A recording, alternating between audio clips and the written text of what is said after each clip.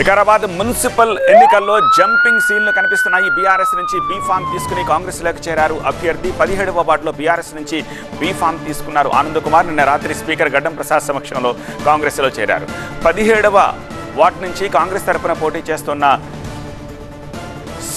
Speaker కుమార్తె Ananya వికారాబాద్లో Anand Kumar party మారడంతో గులాబీ శ్రేణులు కంగుతున్నాయి. ప్రలోభాలు పెట్టి బెదిరించి తమ అభ్యర్థులను కాంగ్రెస్ పార్టీ చేర్చుకుంటోందని వికారాబాద్ బీఆర్ఎస్ నేత గోపాల్ ఆరోపించారు.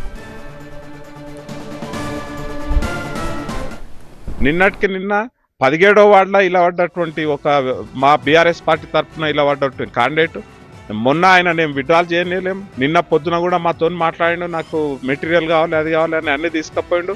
రాత్రికి చూస్తే కాంగ్రెస్ కండువా కప్పుకున్నాడు. అంటే అసలు కాంగ్రెస్ పార్టీ ఏం చేస్తున్నది? అందరినీ భయభ్రాంతులకు చేసి భయపెట్టి మరి కాంగ్రెస్ పార్టీ లోపల కలుపుకుంటున్నారు. ఇది ఎక్కడి ప్రజాస్వామ్యం? ఇప్పటికైనా బీఆర్ఎస్ పార్టీ ఏదైతే ఇలవడ్డారో వాళ్లకు బీఫారాలు ఇచ్చినాము, వాళ్ళు పోటీలో ఉన్నారు, వాళ్ళని భయపెట్టకండి.